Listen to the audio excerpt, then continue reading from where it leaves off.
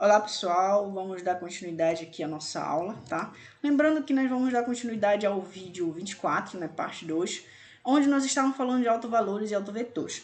Entenda, no último vídeo nós estávamos com um problema. O nosso objetivo era, dado um operador T, determinar, né, uma base, tá, de V, para a qual a matriz representante desse operador seja diagonal. Nós vimos que, em verdade, essa matriz vai acabar sendo diagonal se somente se, né, o T aplicado nos vetores da base são múltiplos deles mesmos, né? Então, a gente tem essa relação aqui, né? A gente viu, de certa forma, isso daqui, que a matriz representante do operador T será diagonal se somente se, né, existe uma base ordenada B de V, tal que isso aqui acontece, né? Os T aplicados nos vetores da base, para todos os vetores, é alfa, i, vi, ou seja, são múltiplos deles mesmos, tá? São múltiplos escalares deles mesmos, de si próprios. Então, nós introduzimos, a partir dessa ideia, a ideia de autovalor e autovetor, né? Ou seja, um autovalor nada mais é de que diz que um valor real é um autovalor se existe um vetor tal que isso acontece. E para quando você tem um autovalor, né, o vetor que torna essa igualdade possível, ele é chamado de autovetor, tá? Aí nós vimos alguns exemplos, agora nós vamos dar continuidade a partir daqui, certo? Então, o que a gente pretende fazer, pessoal? Observa. Esse vídeo, infelizmente, vai acabar sendo um pouco extenso, porque a gente tem bastante conteúdo a fazer. Só que é o seguinte, esse vídeo, a construção dele é um dos vídeos mais importantes, tá, desse curso. E eu peço que vocês assistam mais de uma vez para você entender realmente a ideia. Que aqui a gente vai meio construir umas coisas usando muitos dados que a gente já tinha visto ou construído lá atrás. Então, observe, pessoal. Se um escalar lambda, ele é um alto valor, né? Aí, de acordo com a definição de alto valor, recorde, se ele é um alto valor, então, por definição, né, existe um vetor, né? Esse vetor diferente do vetor nulo, observe a definição do alto valor aqui, né? Existe um vetor não nulo, tal que isso aqui acontece, certo? Então, se você tem um escalar, um lambda, que a gente se um escalar lambda é alto valor, então existe esse vetor não nulo tal que essa igualdade acontece. Só que observe que dessa igualdade, passando tudo para o outro membro, né, a gente pode dizer que T de V menos lambda I V é igual a zero, onde IV é a identidade, né, em V, por exemplo. A identidade aplica o V nele mesmo, né? Então I de V aqui seria igual a V, né? Então meio que eu troquei aqui o V, né, por I de V, que é a mesma coisa. Então, passando para o outro lado, a gente ganha isso daqui. Só que aí, a gente pode escrever isso daqui dessa forma, né? É T menos lambda I aplicado em V. Porque quando a gente tem a soma de operadores aplicado no vetor, é o T aplicado em V menos lambda I aplicado em V. Isso aqui é a propriedade mesmo, tá? É propriedade da soma entre operadores, tá? Então, o que isso aqui está dizendo para a gente, pessoal? Observe. Se lambda é alto valor, então a gente tem isso aqui é verdade, existe o vetor que isso acontece, essa escrita que a gente pode manipular e chegar aqui. Só que aqui, pessoal, observe, a gente tem, de certa forma, um novo operador que é dado pela diferença de T menos lambda vezes o operador identidade, aplicado nesse vetor aqui, que foi o vetor que existe, e isso aqui está dando zero, pessoal. Então, o que significa isso? Se isso está dando zero, pessoal, significa que esse vetor aqui, ele está no núcleo, né, desse operador aqui, que é dado pela essa diferença. Então, ó, de onde segue que existe pelo menos um vetor, através do fato de lambda ser um alto valor, tal que o vetor V, ele pertence ao núcleo desse operador aqui, ó. Porque quando eu aplico esse operador no V, dá o vetor nulo, certo? Então, se dá o vetor nulo, ele está no núcleo. Perfeito. Daí, pessoal, ressaltamos o quê? Isso aqui a gente meio que constrói essa propriedadezinha aqui, né?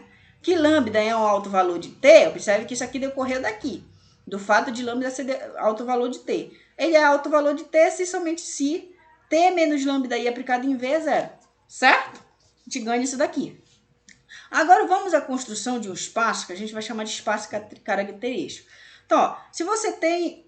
Vamos começar com a proposição, tá? Se você tem um espaço vetorial V sobre um corpo R, e aí você pega um operador sobre V, operador linear. Se lambda, pertencente a GH, é um alto valor de T, então a gente já sabe que isso daqui vai acontecer, né? Então o conjunto dado, que eu vou denotar de S lambda, que são os V que estão em V, tal que T de V igual a lambda V, de todos os autovetores de T associados a lambda, é um subespaço de V chamado de espaço característico ou autoespaço associado a lambda. Observe bem, pessoal. Vocês recordam que naqueles exemplos que eu falei aqui, por exemplo, aqui, eu falei, olha, aqui, esse aqui na verdade, quando eu falei, ó, observe que quando eu peguei um vetor aqui, eu consegui fazer uma manipulação e escrevi esse T aplicado nesse vetor genérico aqui, igual a 2 vezes o próprio vetor. Observe que aqui nesse caso, para qualquer vetor que eu pegasse se não fosse o nulo, eu conseguiria escrever isso. Então, na verdade, os autovetores não necessariamente são únicos, tá? Pode ser mais. Por exemplo, aqui nesse exemplo que a gente fez aqui, a gente conseguiu ver, né, que nesse caso aqui meio que só seria único, mas aqui nesse outro exemplo, a gente viu que dependendo de como a gente arruma isso aqui, pode ter vários. Então, todos esses vetores, esses são associados àquele alto valor. Então, dado um alto valor, eu consigo construir um espaço que são todos os vetores que tornam essa combinação, essa igualdade possível. Assim, são espaço de autovetores, tá? Esse espaço a gente consegue mostrar que, em verdade, ele é um subespaço de V, certo? Ele é um subespaço de V.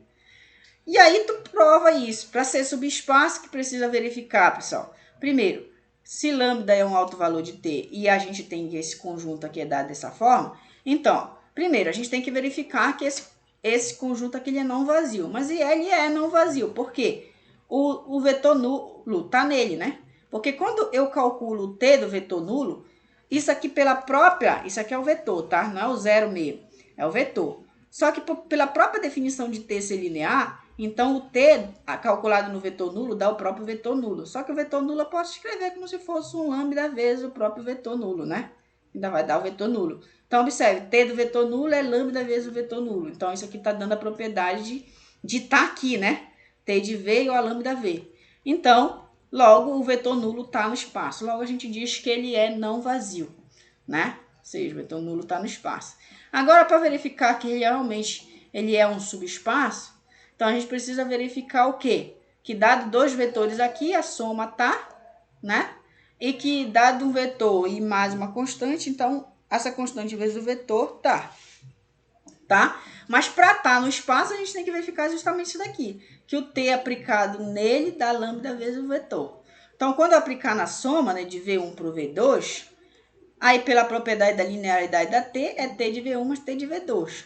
Como o V1 e o V2 estão aqui, então o T de V1 é lambda V1 e o T de V2 é lambda V2. Aí eu uso essa informação aqui, tá? E aí eu coloco o lambda em evidência, então lambda V1 mais V2. Ou seja, o que é que a gente encontramos aqui, ó? Que o T aplicado nessa soma é lambda vezes essa soma. Então, a gente está construindo exatamente a propriedade de estar no espaço aqui, tá? Então, V1 mais V2 está em S lambda. Então, dado V1 e V2 no espaço, a soma está no espaço. E, analogamente, aqui você mostra, né, que quando você tem um escalar e um vetor no espaço, então,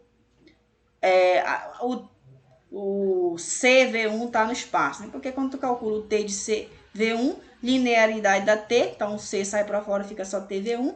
Como o V1 está no espaço, então ele é lambda V1, logo tira o lambda aqui em evidência, isso aqui fica lambda C1. Então, ó, T de CC1 é lambda CC1, CV1, desculpa.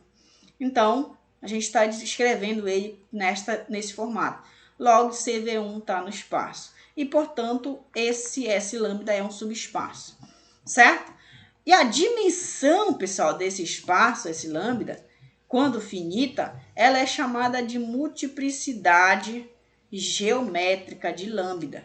Então, é importante isso daqui, tá? E a gente vai denotar por mg multiplicidade geométrica do vetor, associada ao vetor lambda. Observe que isso aqui, para cada lambda, meio que a gente gera um alto espaço desse, certo? Um espaço característico. Se a gente muda o alto valor, a gente já está num outro espaço característico, certo? Então, quando você calcula a dimensão desse espaço, essa dimensão ele é a multiplicidade geométrica de lambda. Perfeito? Agora observe mais uma coisa, pessoal, que o S lambda, né, conforme eu defini ele, são os vetores tal que essa igualdade acontece. Para cada lambda, um alto valor. Só que isso aqui eu posso escrever, né, fazendo aquela manipulação que eu fiz aqui, né, aqui em cima, a mesma manipulação daqui, né? Passa para cá, já eu chego aqui. Então isso aqui, pessoal, é os V pertencente a V tal que T menos lambda I V é igual a zero. Só que esse espaço aqui, os V que estão em V tal que esse operador aplicado no V é zero, nada mais é do que o núcleo do operador T menos lambda I. Então, o S lambda, pessoal, é o núcleo do operador T menos lambda I, certo? Então, aqui a gente caracteriza quem é esse S lambda. Nada mais é do que o núcleo desse operador. E a gente sabe meio que calcular o núcleo de um operador, né? Onde I é o operador identidade sobre V, né? Logo, o espaço característico S lambda é o núcleo desse operador. E sabemos que, por definição do alto valor, né, que se lambda é um alto valor de T, então o S lambda é diferente do vetor nulo, né? Porque a gente construiu aqui e eu acabei de mostrar que o S lambda ele é não vazio. E mais, eu provei aqui que o vetor nulo está no espaço, né? Então, o S lambda, ele é diferente, né, do vetor, né, do vetor. Na verdade, essa construção vem daqui, ó, que eu acabei provando bem aqui, que quando o lambda é um alto vetor, existe um V. E esse V, ele não é o vetor nulo, ó, ele é diferente do vetor nulo. Tal que isso aqui acontece. E isso aí eu manipulando, eu chego aqui. Então, de certa forma, existe um V, ao menos um V, ó, existe ao menos um V, tal que esse vetor está no núcleo desse operador. Então, o que significa isso, pessoal? Que esse operador, esse espaço S lambda, né, ele é diferente do vetor nulo, tá? Ele não contém só o nulo, tá? Ele é diferente. E aí, como S lambda nada mais é do que o núcleo desse operador, isso implica que o núcleo desse operador é diferente do vetor nulo, né? Ele não contém só o vetor nulo. Se ele não contém só o vetor nulo, a gente já sabe, né, que esse operador ele não é injetor, né? Porque para ser injetor, o núcleo do operador tem que conter só o vetor nulo. Lembra lá, eu estou buscando todas as coisas que a gente já estudou aí atrás. Então, o núcleo desse operador deveria ser só um nulo para ser injetor. Como ele não é injetor, então esse operador T menos lambda I não é injetor. E, consequentemente, ele não é inversível, né? Porque para ser inversível precisa ser injetor. Aí, observe o que eu usei aqui. Eu usei essa propriedade aqui, né? Que se tu tem um operador, então ele é injetor se somente se o núcleo ele é zero, tá? Tá errado aqui. O núcleo de T só tem o zero, tá? Isso daqui. Agora, se ele não tem o zero, então ele não é injetor.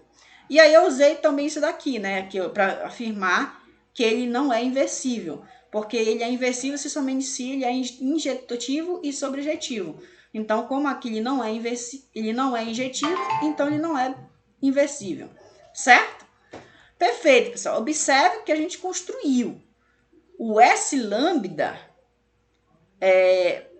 ele não é... Esse operador aqui, T menos lambda I, não é inversível, tá? Isso pelo fato de ser o S lambda for o núcleo desse operador, tá? Então, o que a gente construiu em verdade? Observe, vamos ver através dessa proposição.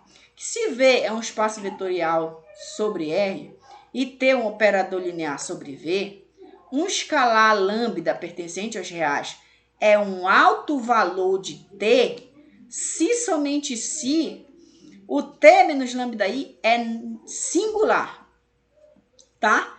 E o que significa ser singular? Isso lá nas primeiras aulas eu expliquei. Ser singular significa que ele é não inversível, tá? Onde o operador I é o operador identidade. Então, o que eu acabei meio que construindo aqui acima, eu afirmo nessa proposição. Através dessa construção que eu fiz aqui, eu acabei de ver que T menos lambda I não é inversível. Então, para que o lambda esteja, né, em S lambda, né, para que ele seja um alto valor, se ele é um alto valor, então ele é o núcleo desse operador, e se ele é o núcleo desse operador, esse núcleo não é diferente do vetor nulo, logo esse operador ele não é inversível, e eu consigo associar isso a uma proposição dizendo que o lambda, para ser um alto valor de T, esse operador tem que ser singular. Ou seja, ser singular significa que ele tem que ser não inversível, certo? Tem que ser não inversível. Ou seja, eu calcularia o núcleo desse vetor, verifico que ele não contém só o zero, que ele é diferente do vetor nulo. Logo, eu consigo afirmar que T é um alto valor de T, certo? Observe como as coisas vão sendo construídas, você precisa entender. E a demonstração é muito direta, né? Por quê? Se lambda é um alto valor de T, se somente se, né, o S lambda, ele é igual ao núcleo desse operador, a gente já viu aqui acima, e ele é diferente do vetor nulo. Só que se o núcleo desse operador é diferente do vetor nulo, então esse operador, ele é injetivo. Quer dizer, ele não é injetivo. Se ele não é injetivo, ele não é bijetivo. Se ele não é bijetivo, esse operador é singular, ou seja, ele não é inversível, tá? Esta proposição nos indica, pessoal, onde devemos procurar os autovalores de um operador T. Onde nós devemos procurar. Observe, essa proposição está dizendo para a gente onde nós vamos procurar. Aonde é que a gente vai procurar, pessoal? Basicamente no núcleo, né, desse operador, certo? Vamos procurar. Então, ó, nós vamos considerar V um espaço vetorial sobre E, de dimensão finita, N. Vamos considerar uma base ordenada V. E aí, nós vimos que um operador linear T de V em V é inversível se e somente se a sua matriz representante em qualquer base é também uma matriz inversível, certo? Isso aí é resultado espaçado. Então, ó, tu pega um operador, calcula a matriz representante dela. Se essa matriz for inversível, o operador também é inversível. Eu não sei se eu comentei isso com você, mas eu acho que sim, tá? Mas se a matriz representante do operador for inversível, então o operador também é. Eu estou caminhando agora para um outro rumo. Estou tentando relacionar essa ideia com a ideia que a gente tem aqui, tá? Perfeito. Além disso, pessoal, lá no início do curso, eu disse que uma matriz ela é inversível se somente se o seu determinante é diferente de zero. Assim, pessoal, olha só o que eu relacionei. Por aqui, eu acabei de mostrar que lambda é um alto valor de T, se somente se T menos lambda I é singular, ou seja, T menos lambda I não é inversível, certo? Foi o que eu construí acima. Só que por essa fala minha aqui que eu disse, ou seja, se um operador ele é inversível, se somente se a matriz representante dele também é inversível, certo? Então, ó, se esse operador não é inversível, então a matriz representante desse operador com relação a qualquer base também não é inversível. Observe que isso aqui está denotando agora a matriz desse operador. Também não é inversível. Só que por aqui, se uma matriz, para ela não ser inversível, ó, se a matriz é inversível, então o determinante dela é diferente de zero. Então, para a matriz não ser inversível, o determinante dela tem que ser igual a zero, certo? Porque se for diferente de zero, ela é inversível, por aqui, certo? Então, olha só o que a gente está construindo, pessoal. Estou usando todos os recursos que a gente aprendeu no curso inteiro, tá? Eu estou construindo uma coisa aqui para mim saber, pessoal, aonde eu vou encontrar os autovalores. aqui já me diz. Eu vou fazer o quê? Eu vou calcular a matriz associada a esse operador, certo? Quando eu calcular a matriz associada a esse operador, eu calculo o determinante dessa matriz, igual a zero. O fato é, pessoal, que quando eu calcular o determinante dessa matriz igual a zero, o determinante dessa matriz aqui, pessoal, de acordo com essa definição, se V é um espaço de dimensão finita, e T de V em V é um operador linear, e I é o operador identidade sobre V, e B é uma base ordenada de V, o polinômio dado por PT de X nada mais é do que o determinante dessa matriz aqui, ó, com relação à base. Então, pessoal, o determinante dessa matriz aqui, quando eu calcular, vai me gerar um polinômio, pessoal. Vai me gerar um polinômio. Esse polinômio eu vou chamar de polinômio característico, certo? Então, olha o que a gente construiu. Tudo que a gente construiu, pessoal, pode ser resumido nesse quadro e nessa definição. Observe, eu queria saber onde morava os autovalores de T. O que eu fiz? Eu notei que se lambda é um autovalor de T, então, existe um V tal que T de V é igual a lambda V. Eu consegui provar que existe um V tal que o núcleo desse operador é diferente de zero. Aí eu construí um espaço S lambda. S lambda é os vetores que tornam aquela igualdade possível. T de V igual a lambda V. São todos os espaços dos autovalores. Esse espaço ele não contém o vetor nulo, tá? Então esse operador aqui,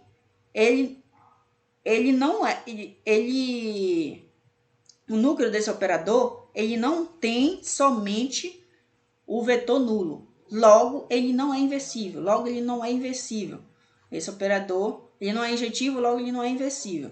Se ele não é inversível, a matriz associada a ele também não é, certo? Não é inversível, ou seja, é singular. E se a matriz associada a esse operador aqui não é inversível, então significa que o determinante da matriz é zero. Logo, daqui eu posso... Agora relaciona só essas duas do extremo. Lambda é alto valor de T se somente se o determinante desse operador com relação a qualquer base é zero. Só que esse determinante aqui, quando eu calcular, isso vai me dar um polinômio. E esse polinômio eu vou chamar de PT de X, certo? PT de X, T relacionando o operador. Quando isso aqui, observe que eu estou realmente relacionando o operador. Mas como eu falei, eu posso relacionar o operador T com uma matriz, certo? Se A, no caso, é uma matriz, N por N, é comum chamar PA de X. Porque no caso, em vez de eu pegar o operador, eu pego a matriz associada, tá? Que é o det de A menos lambda X. Observe que aqui, esse X aqui, ele tá dependendo de X, né? Então, quando eu passar a lambda aqui fica a lambda, tá? Então, eu tô colocando X genérico aqui. X, aí mas a ideia é essa daqui. É o determinante de T menos lambda X. Só que aqui eu tô pegando no geral, tá? Por isso que eu tô colocando X. Então, fica det, PA de X é det de A menos XI, tá? Então, esse polinômio é o polinômio característico associado à matriz A. E nesse caso aqui é o polinômio característico associado à transformação T, ao operador T, certo? Então, o que nós construímos, pessoal? Vamos ver um corolário. O corolário diz o seguinte, que se V é um espaço vetorial de dimensão finita e você tem um operador linear T, um escalar lambda, tá? Pertencente a R, é alto valor de T, se somente se, lambda é raiz do polinômio característico de T. Por que isso, pessoal? Como eu falei para vocês, olha isso aqui. Lambda é alto valor de T, se somente se o determinante dessa matriz é zero. Aí eu disse que essa matriz aqui vai gerar um polinômio. Então, vai ficar o polinômio igualado a zero.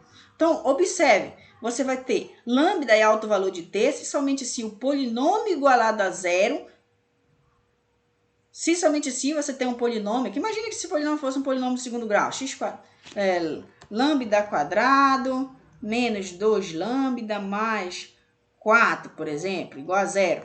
Então, ó, você tem essa igualdade. Então, lambda é alto valor de t se somente se o lambda satisfaz essa igualdade. Ou seja, o lambda é raiz desse polinômio, certo? Ou seja, pessoal, a gente conclui através desse corolário aqui dizendo que se V é um espaço de dimensão finita, então tem um operador linear, então dizer que o lambda é alto valor de t é dizer, né, se somente se ele é raiz do polinômio característico associado a t, tá? E uma outra definição diz o seguinte, que se lambda é um alto valor de um operador, t de v em v, então a multiplicidade de lambda como raiz do polinômio característico pt de x é chamada, nesse caso p lambda de x, né, porque é chamada multiplicidade algébrica de lambda e será denotada aqui por MA de G. Não é comum, pessoal, muitas das vezes a gente vai ter um polinômio, né? A gente tem um polinômio. Só um exemplo aqui, por exemplo, x menos 1, x menos 1, por exemplo. Isso daqui é x quadrado, distribuindo, né? Menos x, aí menos x, mais 1, que dá igual a x quadrado, menos 2x, mais 1. Isso daqui, observe que eu poderia escrever como se fosse x menos 1 ao quadrado. Então, observe que aqui nesse caso, pessoal, imagine que eu fiz o cálculo, eu encontrei o polinômio, eu encontrei esse polinômio. Eu fui encontrar as raízes, eu verifiquei que o delta é zero. Logo, as raízes, né, o lambda, as x' e as x duas linhas são iguais, né? Existe uma única raiz real, né? Nesse caso. Então, observe que aqui as raízes desse polinômio, se é um polinômio de segundo grau, a gente pode ter no máximo duas raízes, só que a raiz deles são iguais, né? Então, nesse caso, eu poderia dizer que esse polinômio poderia ser fatorado dessa forma, tá? Pode ser fatorado dessa forma. Então, esse número que aparece aqui é o que a gente chama de multiplicidade, né, de lambda, né? Multiplicidade algébrica, certo? É com relação a quantas vezes, né, aquela raiz, meio que ela... Ou seja, quantas vezes aquele alto valor meio que se multiplica, né? Multiplica. Então, é dessa forma, basicamente, a multiplicidade geométrica. Perfeito, pessoal. Vamos continuar. Ó, agora vamos falar uma outra definição. Se tem um operador linear sobre um espaço de dimensão finita V, dizemos que T é diagonalizável se existe uma base B de V formada por vetores característicos de T, certo? Então, lembra daquela ideia de dizer que T é diagonalizável? Ou seja, encontrar uma base para a qual a T, a matriz da transformação com relação à base B, seja uma matriz diagonal. Essa matriz que a gente estava, essa base que a gente estava procurando, nada mais é de que a base construída pelos vetores característicos, ou mais ainda, pelos autovetores, desculpa. Então, os autovetores associados aos autovalores que você vai encontrar são nada mais, nada menos de que os vetores que vão formar a base B para o qual a matriz vai ser uma matriz diagonal. Olha só tudo que a gente construiu. Por isso que eu falo, pessoal, você tem que assistir mais de uma vez esse vídeo, porque você precisa... Tem várias coisas que eu tô linkando toda hora, tá? Toda hora, tô pulando lá para frente do vídeo, vindo para trás, pegando uma coisa que a gente viu lá no primeiro vídeo, no último. Então, você precisa assistir várias vezes, recordar umas outras coisas aí, tá? Então, evidentemente, pessoal, que se existe uma base B, então T de B é diagonal. Ou seja, se a gente encontra os autovalores, aí, com esses autovalores, a gente vai encontrar os autovetores associados aos autovalores, certo? Logo, a gente vai encontrar a base. Se a base é formada pelos autovetores. Se a gente encontra essa base formada pelos autovetores, logo, evidentemente, a matriz, né, associada à transformação vai ser diagonal. Por quê? Porque a gente vai conseguir escrever o T do vetor, né? Aqueles vetores que são os vetores que realmente são os autovetores, né? A gente vai escrever ele como lambda V. Então, isso para cada lambda. Então, peguei o lambda 1, eu vou encontrar um V1. Peguei o lambda 2, eu vou encontrar um V2, tal que o T de V2 é igual a lambda 2 V2. Então, observe que aqui a gente está construindo exatamente aquilo que a gente estava lá no início, certo? Então, a gente vai dizer que a matriz associada a essa transformação, sim, vai ser uma matriz diagonal, porque só vão ter valor aqui. Logo, os demais escalares aqui vão ser tudo zero, né? 0V2 mais 0Vn, né? Aí vão ficar 0V1 mais 0 lambda 2V2 mais 0V3, né?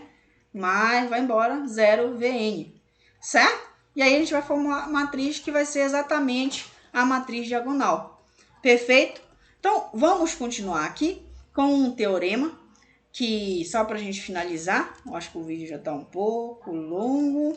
Bem, o teorema final aqui que eu trouxe para vocês, a gente não vai usar muito ele no nosso curso aqui, mas ele é um teorema importante, porque meio que ele afirma umas relações de equivalência, tá? Se você tiver um operador linear sobre um espaço de dimensão finita, tá? Tem um operador linear sobre espaço de dimensão finita.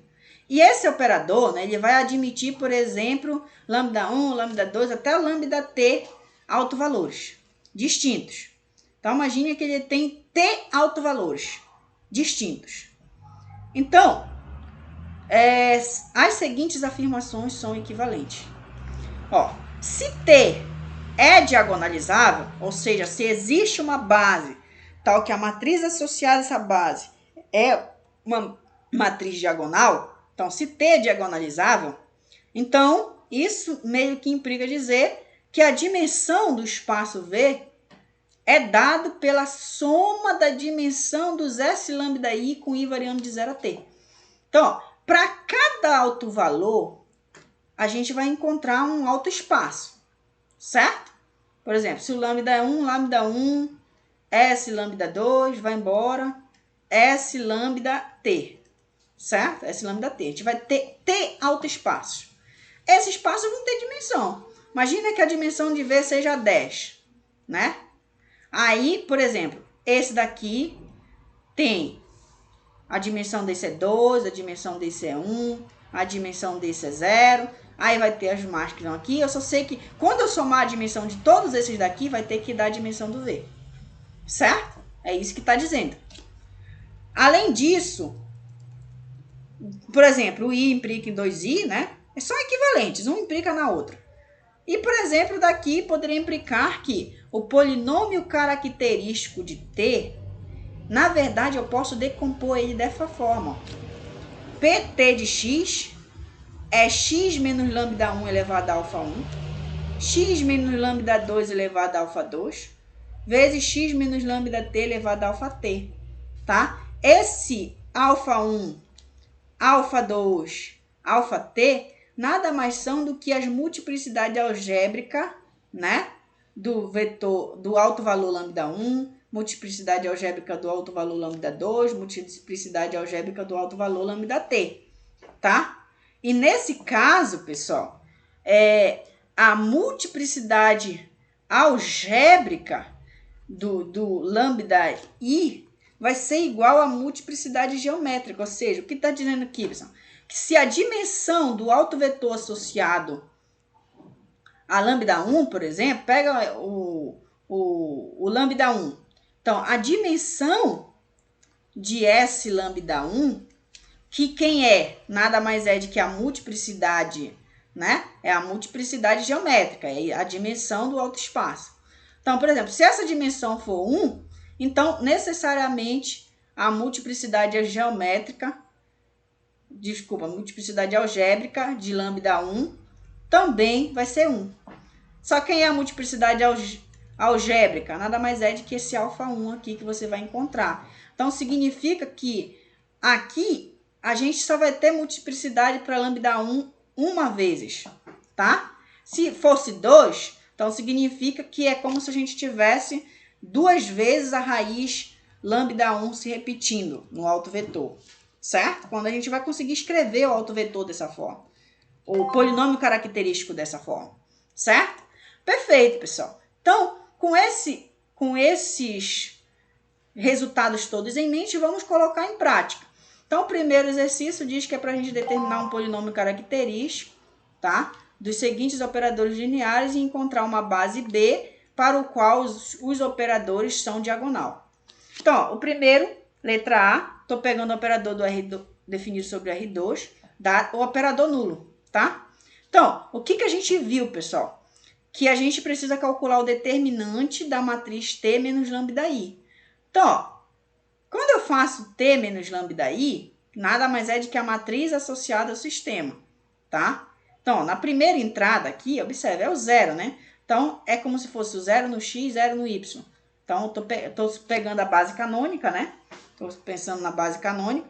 Então, a matriz associada a esse sistema é 0, 0, né? É como se fosse 0 no x, 0 no y, mais 0 no x, 0 no y, 0, 0. Então, é a matriz nula.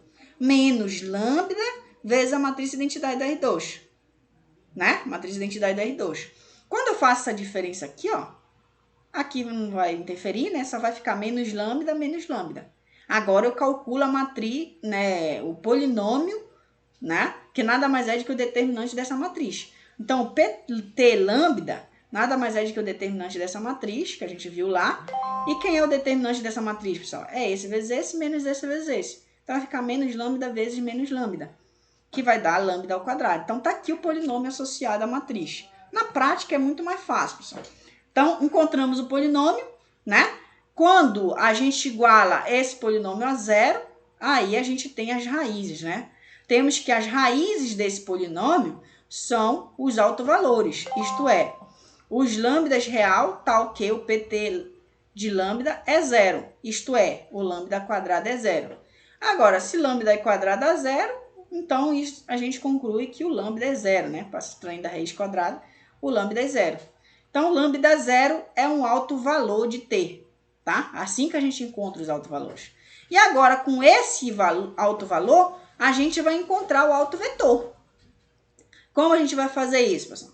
Como encontrar a base B de V formada por vetores característicos, isto é, tá? Que o T de V seja lambda V. É isso que a gente quer encontrar. Vamos prosseguir.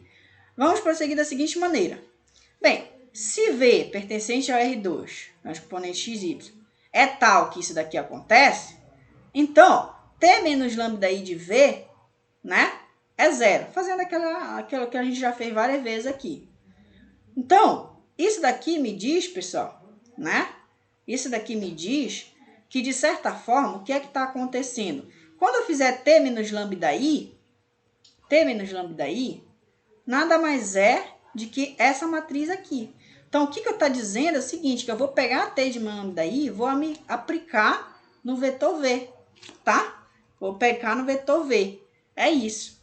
Então, T menos lambda I nada mais é do que essa matriz. Aí eu aplico no meu vetor V. Eu escrevo ele na forma transposta, tá? Aplico ele na forma transposta. E, claro, isso daqui é igual a zero, né? A zero, o vetor nulo. A gente escreve dessa forma, tá? O vetor nulo. Então, resolvendo isso daqui, eu encontro quem é o autovalor, né? Eu encontro quem é o autovetor associado a esse vetor. Então, como o lambda, a gente quer encontrar o autovetor associado a lambda zero, que é o primeiro autovetor, então a gente substitui aqui, ó. Certo? A gente iria substituir aqui. Mas, por comodidade, eu já vou encontrar logo o sisteminha aqui, depois eu só substituo o autovalor. Certo? Então, ó, isso daqui, como é que a gente multiplica, né? Linha, coluna, né? Então, vai ficar menos lambda vezes x, mais 0 vezes y. Isso igualado a zero. Igualdade de matrizes aqui. Aí vem segunda linha, coluna, né? Vai ficar 0x menos lambda y igualado a zero. Então, tá aqui o nosso sisteminha. Reagrupando aqui, né? A gente poderia tirar isso daqui com isso daqui. Mas a gente está falando, pessoal, do autovetor nulo, né? Então, quando a gente pega o autovetor para o autovetor lambda igual a zero, a gente tem que essas equações igualadas a zero. Ou seja, não importa o valor de x e de y. Para qualquer x e y, como aqui zerou os coeficientes, vai dar zero. Então, pessoal, o que a gente pode dizer? Que qualquer autovetor, qualquer vetor do R2 é autovalor. Desculpa, autovetor, tá? Qualquer vetor do R2 é autovetor, certo? Então, observe o seguinte, que eu poderia pegar um vetor do R2 genérico e esse vetor do R2 eu posso escrever dessa forma. Então, segue que, pessoal, o S, que é o alto espaço associado ao lambda, né, ao alto valor, que na verdade nesse caso é zero. Então, o S0, que é o S lambda, que eu chamo lá, nada mais é do que o espaço gerado por esses dois vetores. Só que esses dois vetores, né, esses dois vetores, eles são LI. Se eles são LI, esse conjunto é uma base, tá? É uma base para S0. Se ele é uma base de S0, né? Então, a gente pode dizer que T é diagonal, porque a gente encontrou uma base formada por autovetores, tá? Por autovetores, tal que, né? Tal que a T, a matriz associada a T é diagonal, tá? Então, T é diagonal. Se existe a base, a T é diagonal. É isso. E note que a dimensão da base, aqui de base, que é a dimensão de S0, é 2, né? Que é exatamente a multiplicidade geométrica de S. É a multiplicidade geométrica do caso do lambda, que é o primeiro autovetor, que é o vetor zero, né? Então, é a multiplicidade geométrica do zero. Só que a multiplicidade, né? A multiplicidade algébrica também é 2, pessoal. Certo? A multiplicidade algébrica também é 2. Por quê? A multiplicidade algébrica nada mais é quando a gente constrói aqui o nosso polinômio, tá aqui o nosso polinômio, ó, nada mais é de que esse índice aqui, ó, tá? Então, a multiplicidade algébrica é igual à multiplicidade geométrica. E observe que a gente meio que afirma esses resultados aqui, né? Então, observe que eu consegui escrever o PT como se fosse um produto de potência. Nesse caso, só teve o primeiro aqui, né? Mas que a gente conseguiu fazer. E quando eu somar a dimensão desses S lambda aqui, que nesse caso só deu 1 também, né? Só o S0, que é 2, mas a dimensão desse dá a dimensão de V, que é a dimensão da R2, que no caso deu 2, então dá a dimensão da R2. Então, a gente consegue ver realmente esses resultados sendo aplicados, né? Aqui. Bem, pessoal, para o vídeo não ficar muito extenso, o que eu vou fazer? Eu vou deixar, tem mais alguns exemplos aqui, 2 exemplos, acredito. Eu vou deixar para a gente estudar esses 2 exemplos no nosso encontro síncrono, tá? Eu vou deixar para a gente estudar esses 2 exemplos no nosso encontro síncrono. Mas eu vou passar com calma, só para caso você veja. Aí já vai ajudar vocês. Aqui a gente tem um operador da R2 na R2, agora é o operador identidade. Eu fiz toda aquela construção, encontrei, ó, novamente o alto valor, o polinômio característico. Observe aqui a multiplicidade, né? 2. Então, aqui meio que diz quem é a gente já consegue encontrar de cara quem é o alto valor, né? É lambda igual a 1, que vai zerar isso daqui, né? O alto valor é o cara que zera esse polinômio. Então, o lambda igual a 1, zera. Vai ficar 1 menos 1. E aí, a multiplicidade algébrica é 2, né? Que é quanto ele se multiplica aqui. Aí, fazendo os cálculos lá, a gente, para a lambda igual a 1, a gente cai nesse sistema, tá? E aí, observe que a gente cai no mesmo sistema anterior, né? Então, novamente, qualquer vetor do R2 qualquer vetor do R2 é autovetor, né? E esse autovetor eu consigo escrever ele como elemento dessa maneira, né? Aí eu encontro exatamente o subespaço gerado S1 e logo ele é uma base e aí eu tenho a diagonal. Até acabei falando. E o C, que eu vou passar bem com calma aqui, agora já é uma transformação, um operador um pouquinho diferente, né? Aí a gente vai fazer os cálculos aqui, ó. Já vai dar um polinômio mais bem trabalhadinho. Encontra as raízes, que vai ser 2 no caso, né? Aí a gente vai encontrar os autovetores associados. Aí a gente vai fazer isso com calma no nosso encontro síncrono, tá? E aí, depois a gente vai fazer as nossas conclusões aqui, vai ver que realmente vai dar tudo certo. Então, pessoal, a nossa aula de hoje vai parar por aqui. Eu espero que vocês tenham entendido. Como eu falei, assistam e reassistam esse vídeo, porque é uma construção bem interessante. A gente meio que vai, volta, usa as teorias que a gente já tinha visto lá atrás. Então, é muito importante esse vídeo, que você realmente entenda essa construção, tá? E que a gente ainda vai aprender mais nos nossos encontros síncronos, mas eu acredito que vai dar para fazer, sim. Nosso encontro síncrono a gente resolve esse último exemplo aí e outros exemplos que vai surgir também, tá? Ok, pessoal, até a próxima.